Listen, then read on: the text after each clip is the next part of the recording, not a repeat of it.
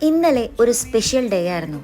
Saint ആന്റണീസിന്റെ birthday. അതിനോടനുബന്ധിച്ച് തൃശൂർ തിരുഹൃദയ റോമൻ കാത്തലിക് ചർച്ചിൽ ഇന്നലെ വിശുദ്ധ അന്തോണീസിന്റെ 829 ജന്മദിനം ചാരിറ്റി തിരുനാളായിരുന്നു. ഇന്നലെയായിരുന്നു കേട്ടോ ആ വലിയ സെലിബ്രേഷൻ. അതായത് ഓഗസ്റ്റ് 13 ട്യൂസ്ഡേ 2024. സെയിന്റ് ആന്റണീസിന്റെ ബർത്ത്ഡേ ആണെന്നുള്ള കാര്യം മാത്രമേ എനിക്കറിയുന്നുണ്ടായിരുന്നുള്ളൂ. പക്ഷേ ഇത്രയും ആർഭാടമായിട്ടുള്ള ഒരു കേക്ക് കട്ടിംഗ് സെറിമണി കൂടി ഉണ്ടെന്ന് ഞാൻ ഇന്നലെയാണ് അറിഞ്ഞത്. അങ്ങനെ വെറും ഒരു കേക്ക് കട്ടിംഗ് സെറിമണി ആയിരുന്നില്ല.